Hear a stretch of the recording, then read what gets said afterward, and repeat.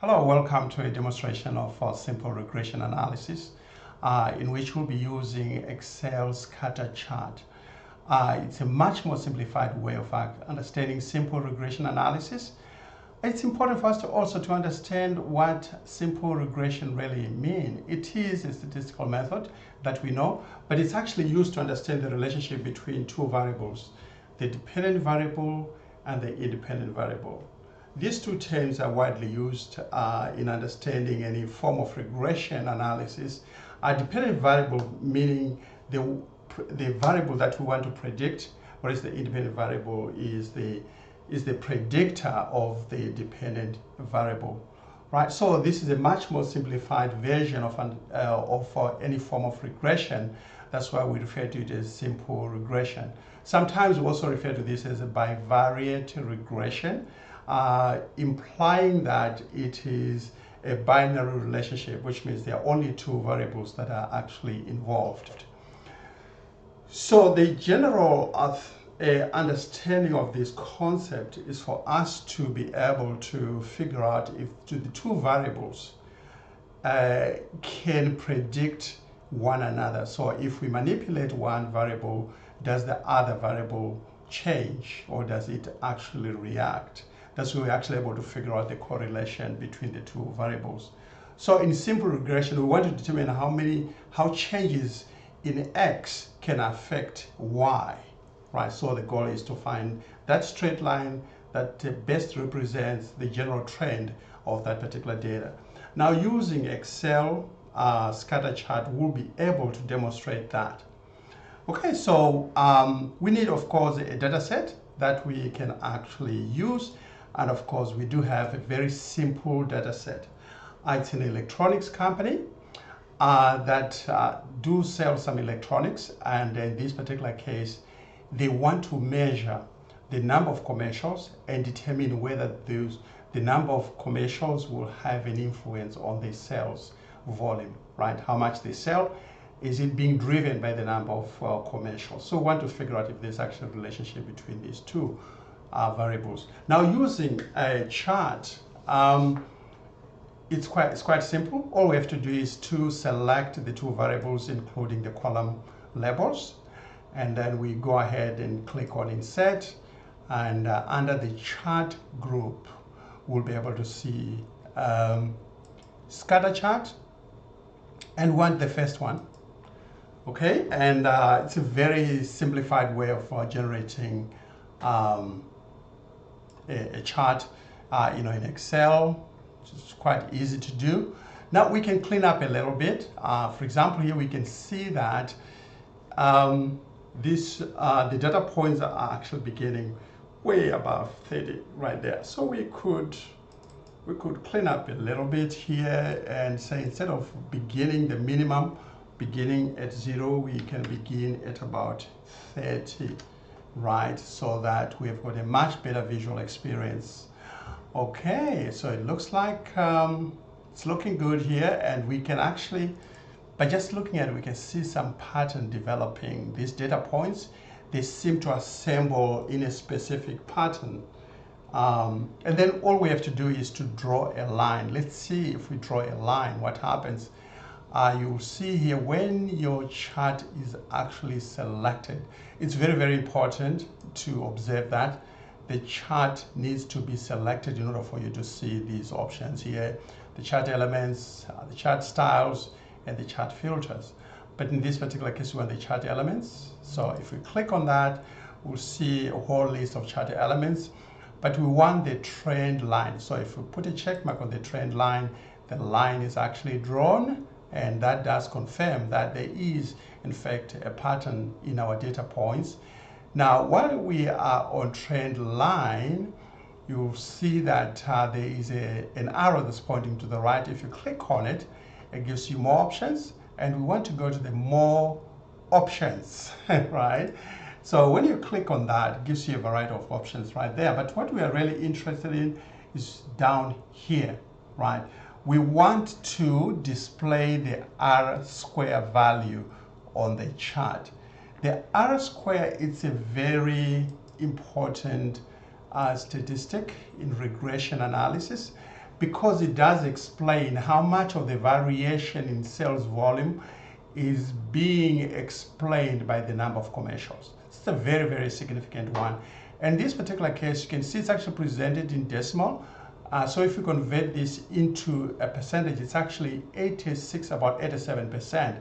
So in other words, the number of commercials are actually explaining about 87% of the variation in sales volume, right? So, which means again, we do not know what the other 13% is represented by. So in regression analysis, we can draw some conclusion that there are other variables that we would actually take in consideration in order for us to have a much more accurate prediction of the sales volume, right, in this particular scenario. So, but otherwise our model is actually explaining about 87%.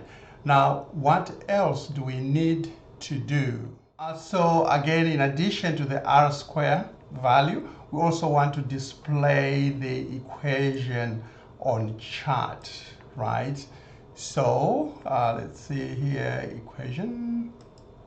Okay, so now we've also been able to generate the linear equation that explains this straight line. Now, what does this actually mean, right? Okay, I could take you back to the discussion that I began with earlier, that we always want to imagine at least two variables, right? Where we have the independent variable, we've got the dependent variable, and then we're trying to manipulate the independent variable to see if there are going to be some changes in our dependent variable now. And so in simple regression, we want to determine how changes in X can actually affect Y.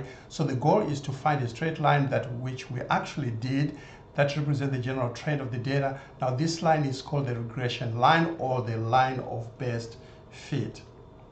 Okay, so we did all that, but now what is the significance of this linear equation or regression equation? It means that we are now able to predict the sales volumes using this particular equation. When we look at the number of commercials here, we've actually been able to see that generally it's 1 up to 5. So for this particular organization, they never really exceeded 5 commercials. So what we can do here, we know that the number of commercials, they're actually represented by X, right? Okay, so what we can do here, we can say equal 4.95, right? As you can see there, that is actually going to be our slope multiplied by X. So let's say, what about if we're going to have 8 commercials, right? So multiplied by 8 plus the constant, which is 36.15. If we press enter, it's actually telling us that if we're going to run 8 commercials, our sales volume would be about 75.75. You can see that 75.75 is actually larger than n of these, which does make sense because none of the number of commercials were actually higher than 5. So again, we can go back to this and say, okay, what about if it was only 6? And we press enter. So our sales volume would be 65.85. So you can see that with this alone, we are actually able not only understand how much of the sales volume is being explained by the number of commercials, we are also able to predict the sales based on any number of commercials that we may wish to explore, right? So before we run additional commercials, we want to be able to see whether it's actually going to be worth our while. So by just using the linear regression equation, we are actually able to make those types of predictions. Hence the power of regression analysis using the scatter chart, right? But again, bear in mind that this does not explain everything else. There's many other questions that we could actually ask that this scatter chart won't be able to answer. For example, what is the strength of the relationship between the two? We don't know that. Is the relationship statistically significant? We don't know that. So those are some of the limitations. Again, you will be able to watch my other video where I generate regression statistics so that we can have a complete picture of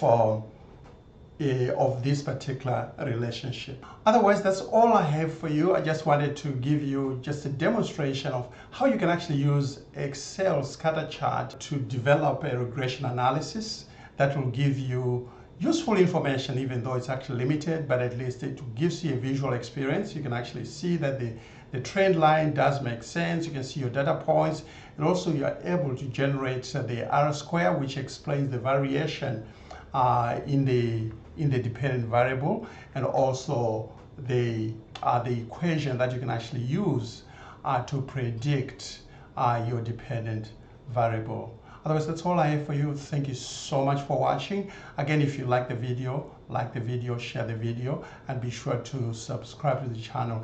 And please do not forget to provide some comments.